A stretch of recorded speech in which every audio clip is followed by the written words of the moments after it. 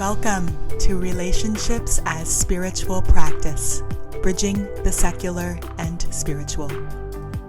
With your host, LaShelle founder of Mindful Compassionate Dialogue and Wise Heart PDX.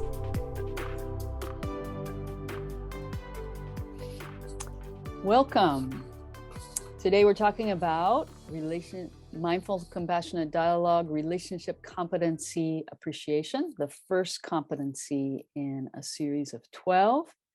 And we have with us Mark and Matt, who have worked through it and are bringing questions and curiosities and discoveries, maybe celebrations, we'll find out.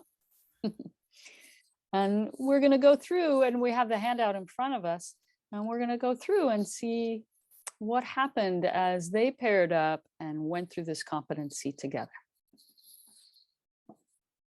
Hello, welcome. Hi, LaShelle. Great to be here. Yay. How was it for the two of you to go through this? What did you notice? Where would you like to start?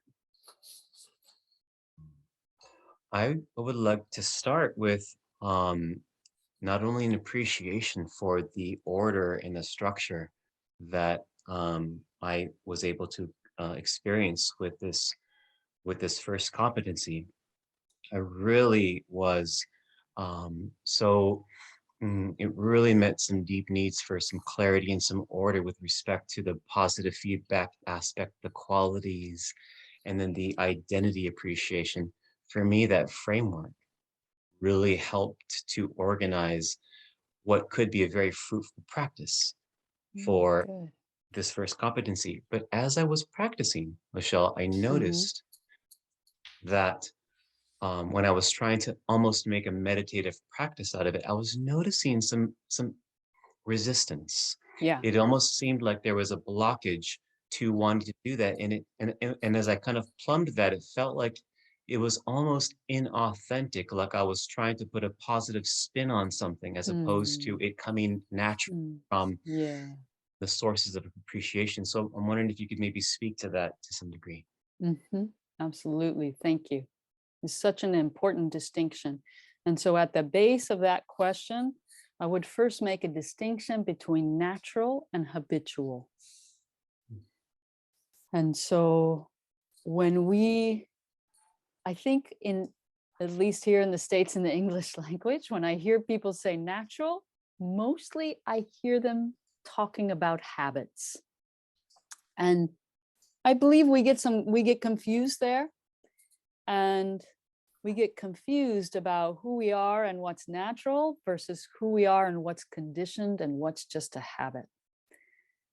And so when we are practicing these very subtle emotional awarenesses and skills, that gets especially confusing because it doesn't feel familiar to look for what's working in this very specific way.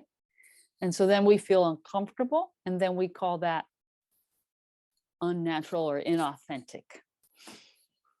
And so I also want to pull apart this, what's uncomfortable isn't necessarily inauthentic. In fact, the chances might be higher that it is authentic because our authenticity isn't necessarily encouraged as much as we would like in our world. And so the most practical thing I offer about that is to embrace that awkwardness and just say it out loud, even to yourself or to someone you're speaking with, like, this feels really awkward and I'm having to find my words and I'm having to focus mentally in a certain way and I'm having trouble feeling my heart. And at the same time, my heart is there, but my heart and my words aren't all the way connected yet. And so, sorry for the awkwardness.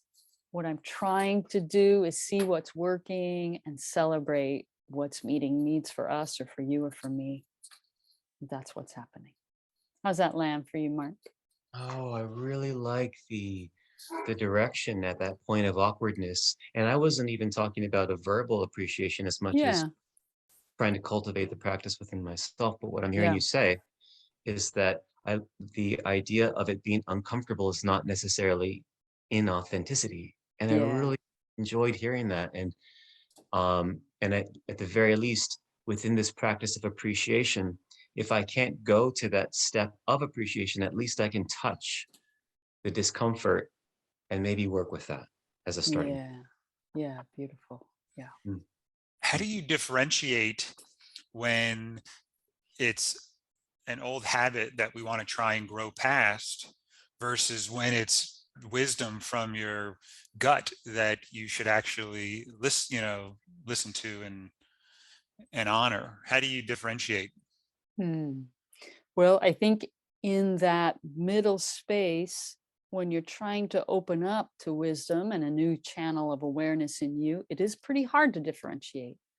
So I just want to offer a lot of patience and compassion for that process, that it's a process and it's usually not that comfortable. But sometimes it is comfortable. So I don't want to label it, put it in a box either. And at the same time, when we're looking for what's really true for me, oh, what's true for me, then beyond anxiety or fear about what's true, there is some sense of underlying flow or homecoming that we're looking for. And just to emphasize that around that flow or homecoming, there could be grief and fear and anxiety and critic voices and a lot of things happening around that. And at the center is that sense of alignment, is another word. Some people like the word rightness. It's kind of a funny word. We use it in so many ways. I don't like it that much, but there's a rightness that goes way beyond comfort, right? Comfort is probably connoting the familiar, not necessarily what's authentic or true. Is that helpful? Yeah, I'm thinking, and maybe this helpful to me as an example would be if I don't want to talk to someone because I'm afraid around acceptance and I want to push myself to try and Yeah. talk. And I can Yeah. imagine, oh, if I talk to this person, it's going to feel really wonderful versus I'm not talking to this person because safety and security is coming up and it seems like it's dangerous, right? And that Mm. person's holding a gun and a knife, right? Or whatever. Like, do you see what I'm saying? So one gut desire to not talk to somebody is an opportunity to grow. The other one is, hey, there's wisdom there and you're honoring your need for safety and right. So it's like Mm. maybe playing it out too. And Mhm. just Yeah, and maybe asking the question, what am I perceiving and do I believe my perceptions? And that's how could I get more clear about my perceptions? Could I ask someone else what they notice? Could I pause and really look with my eyes and hear with my ears what's happening in an observational way, right? That's the power of observation, obviously, it's a huge part of this work. yeah, I like that. So to bring it back to appreciation, if Mark has resistance Yeah. to trying an exercise, sort of looking at what are your perceptions around doing that exercise Mm, right now. beautiful. And maybe that would help him determine if that's authentic or that, and, he shouldn't do that. He really needs to sleep and rest, or no, this is, another perception that he can grow around. Mhm. Ah, man, I'm really appreciating that connection. Something else is coming up for me as when you make that point, and I think that one thing that came up for me in my study of this competency was how it really related to me and my current practice, Mm, and to what degree I want to make it a practice, just like meditation or exercise. mm, And for me, I was noticing in my body how there's a resistance to making it a practice, of formal practice and so I wanted to get more into that, LaShelle, and to get your thoughts about to what degree you see the benefit of having a formal appreciation practice, and if wow. so, Yeah, I how love can it. we increase the buy-in for that? um, Mm, buy-in, because yes. the encouragement to practice 5 appreciations for every complaint is brilliant. I've heard that quoted before from different sources, but it almost landed to me like the exhortation to drink so many cups of water a day. Right. And I'm thinking, okay. Sure, sure. There's a And, lot of those kind of ideas around, right? right. And And right. And like, oh, so yet another thing I have to do and put on my to-do list. And that's right. And but if I somehow was convinced that drinking 5 cups of water a day would increase my capacity to tolerate the discomfort of my unmet needs, or Mhm. if it somehow increased my mindfulness, I'd be drinking water like constantly because I would Right. see the value and the benefit of how it really contributed to my practice of. Mhm.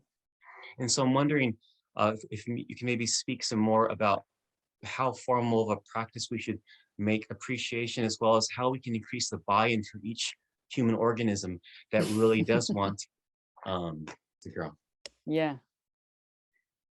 It might be helpful just to start with that basic principle that I think you briefly touched on, which is the principle that change becomes easy when we have a critical mass of clarity about the benefit of doing it and about the cost of not doing it.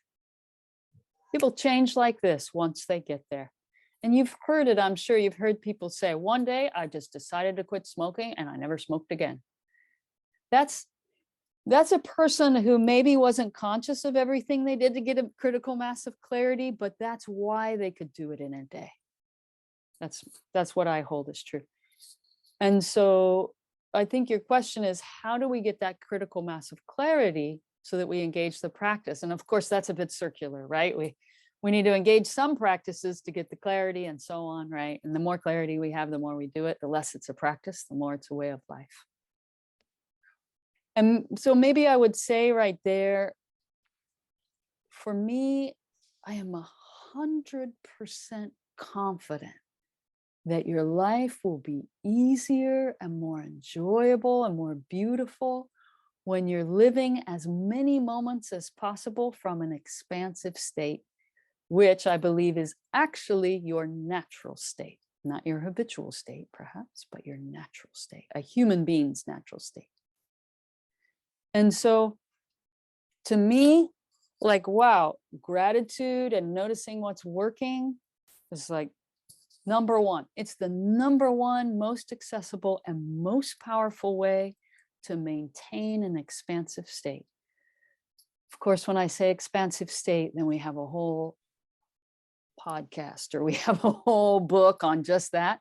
But let me just give a short sense of what I mean there. When I say expansive state, I don't mean happy-go-lucky. Like, I'm not talking about emotions. I'm talking about a sense of regulation and perspective in which you have access to your heart, to your skills, to a sense of mental clarity and well-being, that you're able to be a channel for the wisdom and compassion that wants to flow in that moment. And 5-to-1 as a practice for appreciation, I'm just trying to get at what's specific and doable. And each person needs to find a practice that is like an easy yes for them. Doesn't mean it's an easy practice, but they're like, yes, that practice I resonate with. So for me, I do gratitude every morning. It's a part of my meditation every morning. I meditate and then I journal. And in my journal, I always start with gratitudes. Whatever they are, I just let it flow. So that my day starts grounded in gratitude for what's working.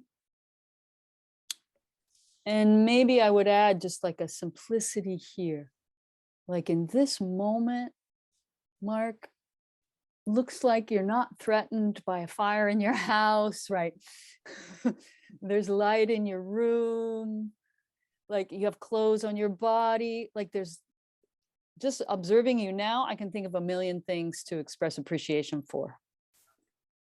So the inauthenticity piece, I think, is just what Matt was saying. There's some perception of threat that's occurring that's blocking the practice for you. Yeah. And I would imagine there's something there around the rhetoric we hear of don't be Pollyanna, or you just want to smooth things over, or you just want to pretend nothing's wrong, or you just want to minimize my feelings and avoid the problem. Don't be lazy, don't be conflict avoidant. Like, poof, we're inundated with this rhetoric And it's just a cry for authenticity, I'm sure, and for help, right? That kind of rhetoric. Mhm. At the same time, it makes us afraid that if we focus on the positive, we're neglecting our responsibilities. Yeah. And I really want to invite both are possible. In fact, you'll be able to be in alignment with your responsibilities even more if you start your day with gratitude or if you have a gratitude and appreciation Mm. practice or rootedness. Mm. That was a lot. That was a number of different concepts at once. So take a moment and see how that lands for you.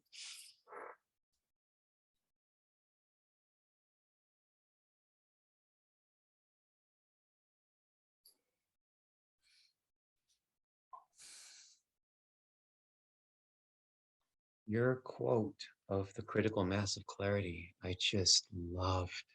Yeah, Um, good. that makes so much sense. And um, I guess I'm wondering when it comes to that, that seems to be the key for the buy-in for the practice.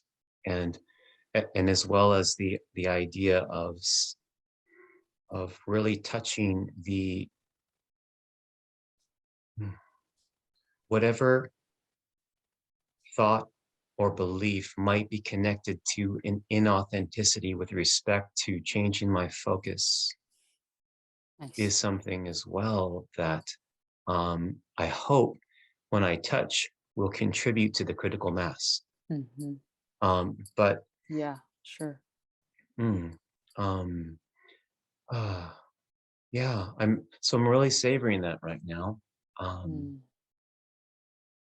Mm. I'm feeling the need to kind of sit with that. Matt, is anything coming up for you with respect to what LaShelle just mentioned? No, I resonated. I took some notes here. I really enjoyed that. And something came up to me around another value of appreciation that I hadn't seen before. Hmm. So I'm willing to share that if you're interested. But that was what I was sort of sitting with. Hmm. Yeah, let's hear what came up The for you. the value when you spend time, you were saying, you were pointing out all the little things that, I've got clothes and I have shoes and I'm breathing and like, and the value of doing that, I notice sometimes it's hard for me to talk about unmet needs when I'll say, you know, I don't Oh, have it so yeah. bad. Look at all these other, look what this other person has, right? And I have Oh, it. So why yeah. should I even be talking about my unmet, right? So that, Thank you, but I Matt. Yeah. noticed that if I appreciate all the things I have, I can say, hey, I acknowledge that, I have shoes and I'm so thankful that I have shoes. And yes, that family over there doesn't have shoes. But that doesn't mean I can't talk about my unmet needs around something else, right? So there's something about appreciating and doing that gratitude for all those things that sort of Hmm. allows me to acknowledge that and my unmet need. I don't know if does that make sense, what I'm saying there? Can I say it back? Yeah, And you tell me if I'm hearing you. I'm going to add some different words. yeah, please. Yeah, you're really seeing, well, first, you're seeing that vicious cycle of guilt that can overtake us when we have something and we have certain privileges and our needs are met, and we know there's many in the world who don't have anything close to that. And so then we get caught up in, oh, what can I do right there? And we suppress our Yes. authenticity, right? Yeah. Yeah, thank you. Suppress our authenticity. And then you're really seeing a second part. Let me see if I can pull this apart. I may have slipped away a little bit. Yeah, that when you enter gratitude for those things and you're aware you're not avoiding your responsibilities or your problems, that gratitude actually helps you address more directly the unmet needs. And feel more comfortable because I've acknowledged that privilege or that, that I'm in a space where I have things that other people don't. And Yeah, by expressing gratitude for somehow it seems to give me, I don't know, permission or, right. I'm yeah, acknowledged, both can be true. yeah, yeah. For me, it relates to my own practice of, well, the understanding I hold that when which is just what you're saying, I'm just going to say it in my words. I think we're saying the same thing, that when I'm really honoring what I have and celebrating it and offering thanks for that, then I'm making use of the privileges and gifts I have in my life to better serve life. Mhm. But when I deny what I have and keep myself in a false sense of scarcity or fear, I'm not making use of my gifts. And it's almost, to me, that's like dishonoring those who don't have what I have. Right. Yeah. It's a It's not certain right. care for them to honor my gifts. Right. And it doesn't mean we can't try and contribute to people that don't have, but Yeah. at the same time, not honoring our needs Mhm. because you have, without doing that, because you haven't done that appreciation, Yeah. it doesn't seem valuable either. So I like that a lot. Yeah. Yeah. And I wonder, is there anything that comes up with this work about teaching clients or coaching that you notice, like as you thought about how do I bring appreciation into my work with students or clients? Did something come up for either of you? I don't know if I asked myself the question in that way. Yeah. I found that there were ways, like as I was going through this with Mark, the 6 skills of appreciation, we Mm-hmm. took some notes around either areas that we thought were interesting, like sort of reveals, I guess, or realizations that we might not have had, some new clarity, which might sort of answer that question as well. Mm-hmm. I don't know if Mark, you have a specific answer to that question right now, or I can tell LaShelle, we can tell her what we pointed out, which I think will answer that somewhat directly. Well, I tell you what, the one thing within our notes that we took in terms of an observation was the focus that can be different based upon maybe the type of appreciation that's being given. So it almost kind of seemed like to us, Matt, how maybe with respect to positive feedback, that one first aspect, Mm-hmm. that it seems to us that the focus of attention in that moment when you're giving positive feedback is on ourselves in terms of Yeah. how, Love yes. hearing that. Nice.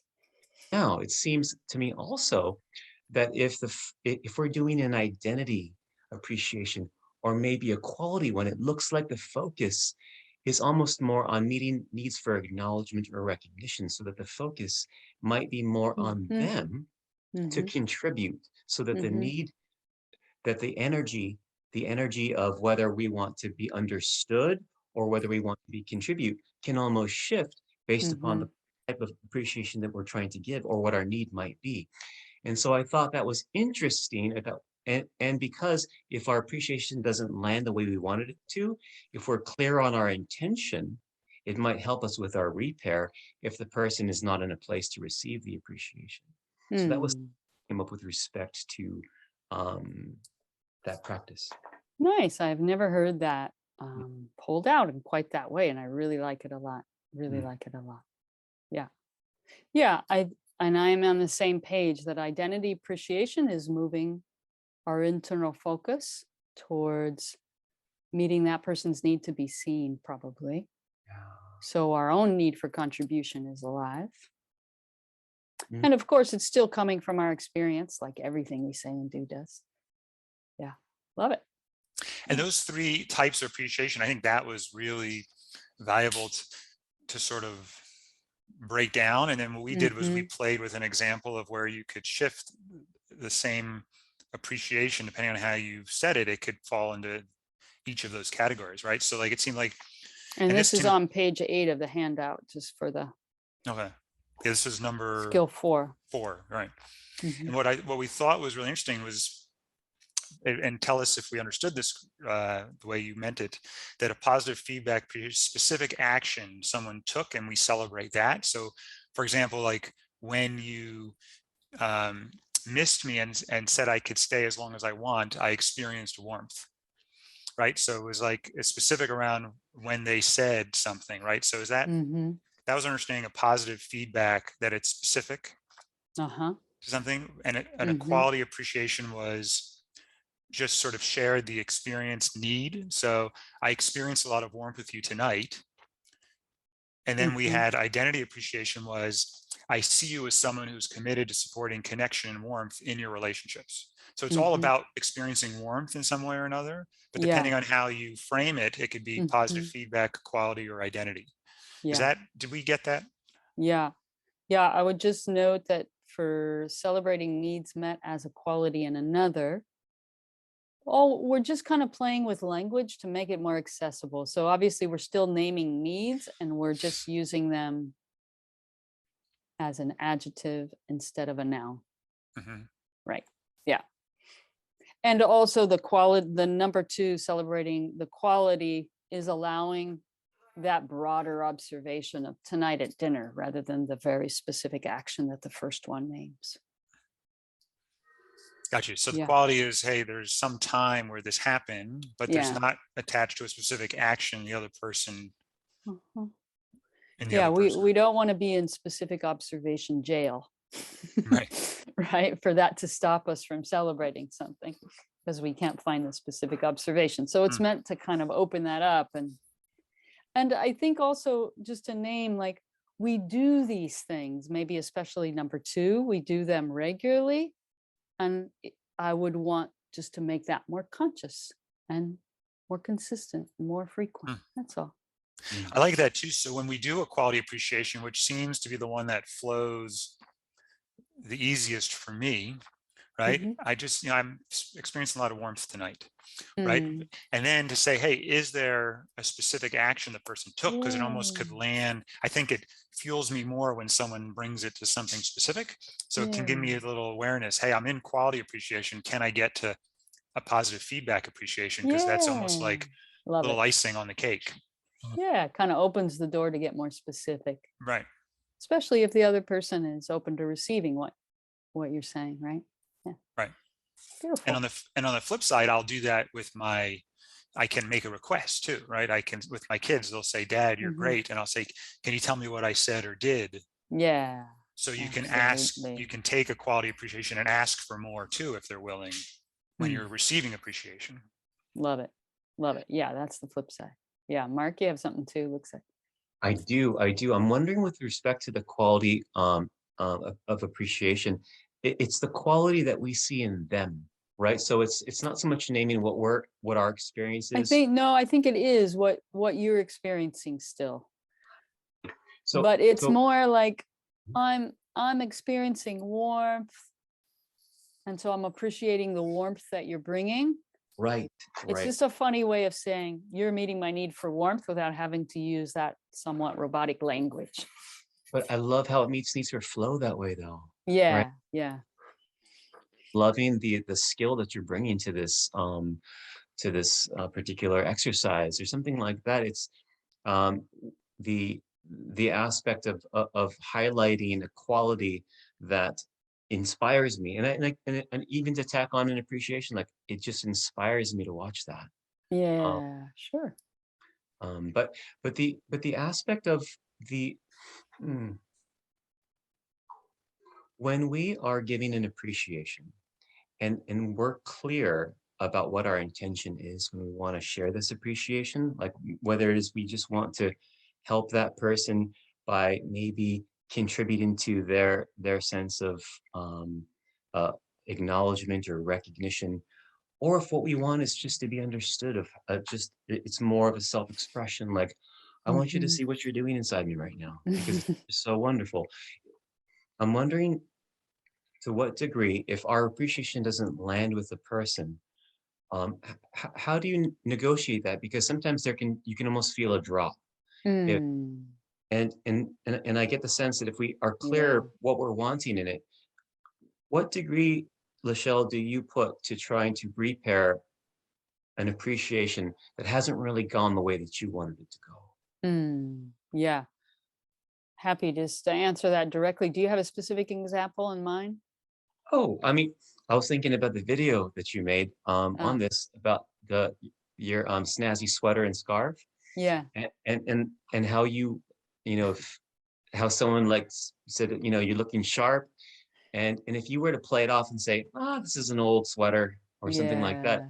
the person might feel dropped Yeah. in some respect. Maybe he wanted to contribute to your sense of care, of personal care, Mm, mhm, or maybe he wanted you to see him in terms of his capacity to appreciate. I'm not quite sure. mhm, But to what degree do mhm, we try to meet needs for flow, or just do we let it go? mhm, What are your mhm. thoughts that way? Yeah, I mean, sure, there's some discernment about letting it go and following up. Yeah. And I'm imagining as you're considering a relationship that's central in your life, there's a limited number of times you can let it go without it having a high cost in the relationship. Yeah. Yeah. Yeah. So having that skill of coming back. So let's just imagine in the example you gave that that's an ongoing relationship. I could imagine coming back in that moment. There's that dismissal. I'm going to go ahead and be the person who offered the appreciation of the clothes. And there's just like, oh, this is an old thing. Then I might just say something like, oh, hey, I'm hearing you say for you, it's an old thing. I'm wanting you to hear that for me, it's bringing me a sense of beauty and I'm appreciating it and I'm enjoying it. Mhm. Yeah, so it can be just that simple, just kind of restating. For me, I think is helpful, helps people like refocus, like, oh, you weren't actually talking about me. You were celebrating beauty that I happen to be offering you. Ah, they need that reorientation. Mm, yeah. That seems like a really great way to meet that need for flow and authenticity. Ah, good. Yeah, I appreciate that. Mm.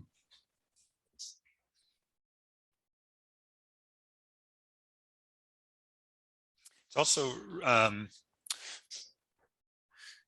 like when using appreciation, you can almost use appreciation. Here's my example with if someone wants you to validate praise or validate a label, you can shift it into appreciation, right? So like if someone says, hey, is this a beautiful dress? You can shift and say, I can tell you what I like about that dress or something like that, right? So it's sort of like I'm seeing more and more. Like at first, I'm like, why do we start Mm, with appreciation? And as we're going through this, I can see all the ways it starts to add value ah, to the practice, right? good. Now, So yeah. using appreciation, Mhm. like that's just one more example of doing that. And I was like, okay, so that's again this. Maybe that would turn it into a positive feedback. But even if it's quality or identity, right? It can just shifting. If someone wants to make a label or a praise, you can do that yourself and stay more connected without putting, to Mark's point, what you said, dropping them or saying no, I don't do labels, or Yeah, I because love they it. won't they don't know how to ask for it, right, necessarily, but you can help, yeah, if you're aware Yeah, of it. yeah, yeah, yeah. So many things are enfolded into the practice of appreciation. And just like you're saying, Matt, they set us up for more success integrating the other competencies. Mm, Like Right. I probably said in the workshop video on appreciation, it's a way to practice a bundle of skills and consciousness that hopefully involves more lightness. Not Right. always, though, because of course we have our conditioning around being manipulated by praise and it Right. gets confused there. Right. Yeah. mm. Mark, did you have something to say around that, or I was going to number 3 for something? I wanted to maybe make one more point about the fact that this idea of how we would maybe I'm noticing that with my closer relationships, I feel a lot more of a desire and an inclination to give a reflection to an appreciation so that it tends to bring about more connection and more warmth. When I reflect back and say, I'm really Mm, hearing you say that the way that I um, mhm. I took the time to listen to you carefully really met your needs for care. And Yeah. that really facilitates more warmth and connection. Yeah. Whereas if it's a more casual acquaintance, I just might say, hey, thanks. Um, Yeah. yeah, Yeah. and so it's almost the degree to which we maybe give that reflection or the degree to which we empathize with that person's appreciation. I can see how that is contingent upon maybe the closeness and the bond that we currently enjoy with that individual. Absolutely. Yeah. Beautiful. Mhm. So is it right if we move on to number 3? There was something around number 3 that I thought was helpful, which was Yeah. that we were talking, was what came when me and Mark were practicing. Came up that to be clear is your need empathy back from the other person for your experience of celebration or appreciation, or is your need to hear how the other person feels in response to your celebration or appreciation? Right. So specifically, how our appreciation contributed to them and made their life more. So I think sometimes it's also like, I guess that's sort of like the NBC connection. Do we want to just hear back and sort of a reflection, or we want to know how Connecting they're feeling? request. Yes. So we were thinking with appreciation, when we make one, to be clear about what do we want back? Do we want them to hear our experience, or do we want to hear about their experience? Yeah. Yeah. So this is skill 3, empathy for appreciation, of the 6 skills. So let me break it down a little bit, because what you're saying is really important. So there's this, I want to just start with the deepest level first, because as you know, that's always my preference. Go all the way to the bottom. What supports our consciousness? And for me, one of the most central aspects, we've already named a couple, of appreciation is that when we deepen into the experience of a celebration, we enrich ourselves and we enrich the person with us, because we're just in that vibration of gratitude and celebration. And so it's nourishing, it's emotionally nourishing, it's spiritually nourishing, it's energetically nourishing, which I have to believe then it's physically nourishing as well, all levels. So when I'm going to share an appreciation, which, as we said before, is really honest expression, it's really me sharing my experience of someone's action. Then you're saying, Matt, what's the connecting request at the end of that appreciation? And often when I'm teaching workshops, I just say, at the end, to make it simple, you can put, I just wanted to let you know. And so in a less close relationship, like you were mentioning, Mark, an acquaintance, then you might just end it like that. I just wanted to let you know that I noticed that and it really benefited me. And that's the end of the conversation. It's an acquaintance and you're moving on. In closer relationships, you might have a connecting request in which you say, can you celebrate with me? Can you tell me what you're hearing about my celebration, right? I often start my appreciations with, I want to celebrate something that you did. So that I'm already cueing that person. I'm going into celebration and they're ready. And they get to opt in, of course, or opt out at that point. So I often wait. I say, I want to celebrate something you did. Are you up for hearing it?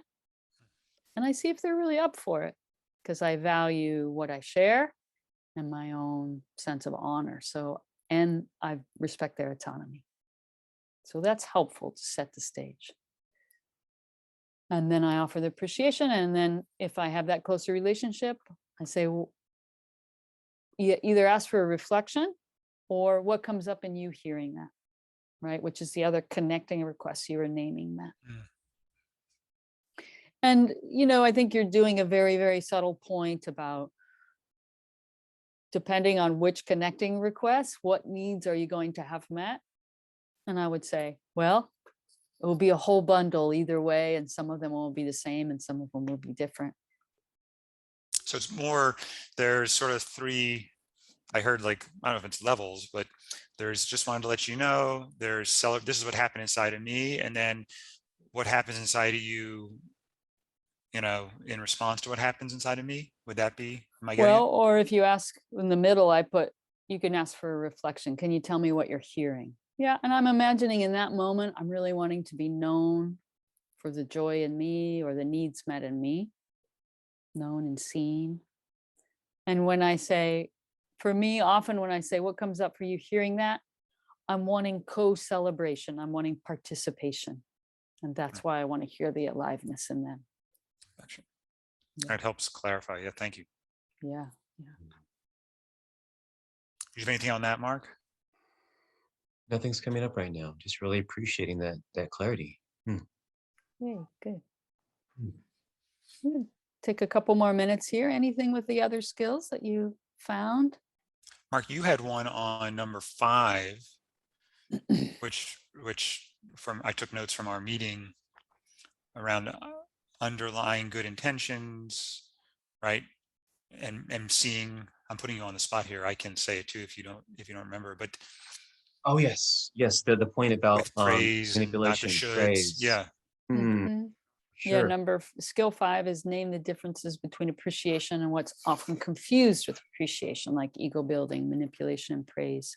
Yes, and I think the point that came up for us when we were discussing that was my just desire to want to see the innocence behind a person's praise or a person's way Manipulation. of using appreciation for their purpose of maybe reinforcing a habit that they would love for me to continue doing. And what it did for me was almost a further step of appreciation to be able to say, if someone gives me a praise, ooh, let me see if I'm getting something from you. Are you really appreciating the way that I'm doing this and you would love to see me continue to do more of this? Mm-hmm. And being able to really touch the innocence, I think, in the praise Yeah. was something that came up for me as really contributing to the person's sense of wholeness as it is, and that it's just a strategy on their part Yeah. that is maybe not meeting most of their need or maybe all more needs than they possibly could meet. So Yeah. Yeah, sure. that came up for us, I think, during our time. Yeah, I love the way you're pulling that apart. So I hear a couple layers there. One, when praise has been used as manipulation, we know, of course, from this work and this consciousness that manipulation is just a tragic strategy. It's just a tragic way to say, please help me meet my needs. And we don't enjoy it because we want directness, we want respect for our autonomy, we want authenticity, honesty, collaboration. So that's one layer of just translating praise. Even when the person says, well, I was trying to manipulate you because I want you to do that all the time. And we can just say, yeah, sounds like there's some important need that's met for you there. And that action I took really met that need. And so you want it to continue. I love the way you're reframing that, Mark. And when I heard you say the word innocent, I think I would translate that into what's really true or vulnerable. Like there's a vulnerability there when we're just direct. I want you to do it again, right? Rather than all Skinnerian and positive reinforcement. Let me just say it directly. I want that to happen again because it was really nice for me. Yes, Yeah. yes. Yeah.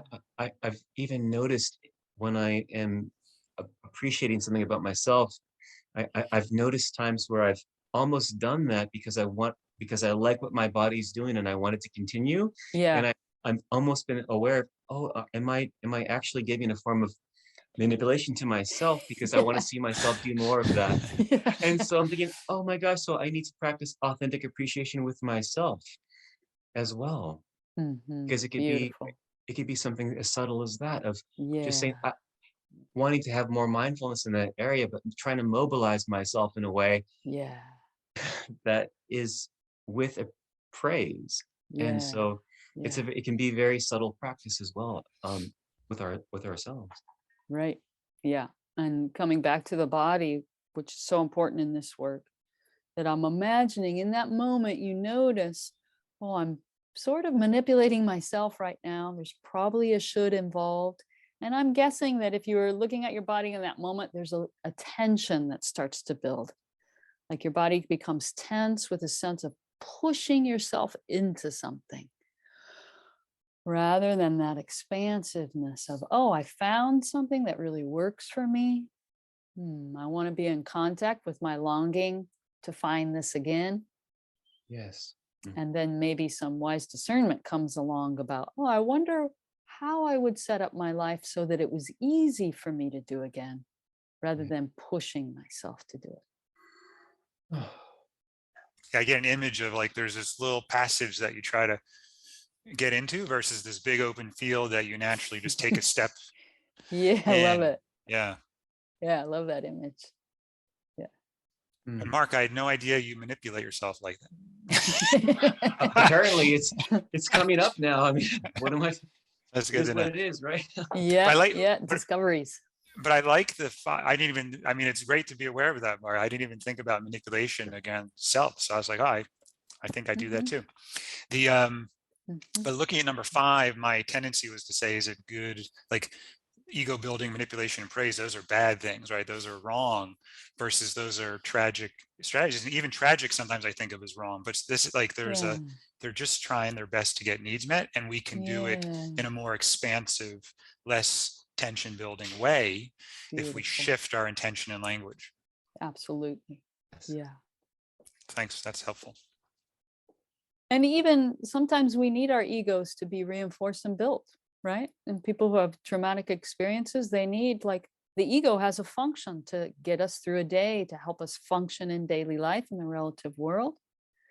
So sometimes that's really important, but that's a separate thing from appreciation. We just want to keep them separate. That's all, or clear Right. in a way. Yeah. Yeah. I like it. Mhm.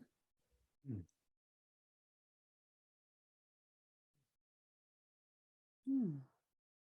Feels like we've done a lot today. Anything you either of you want to say to close, or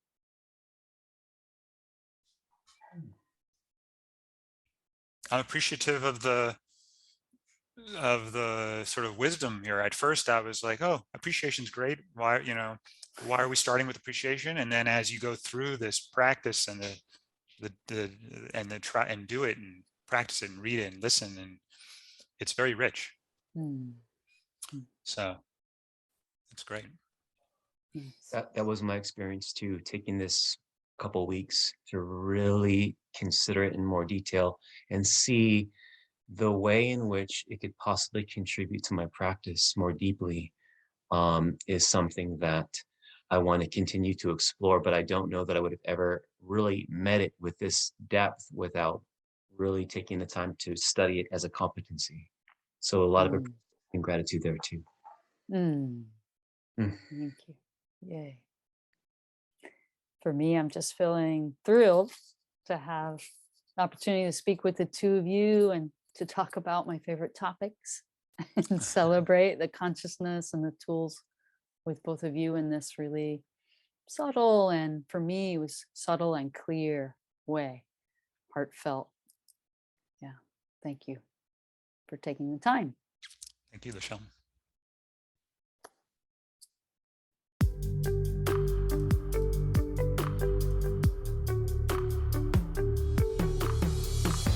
You can find free resources and information about mindful, compassionate dialogue, as well as Wise Heart's live offerings and self-paced workshops online at www.wiseheartpdx.org. You can also connect with Wise Heart on Facebook, Instagram, Twitter, and YouTube, or by emailing info@wiseheartpdx.org.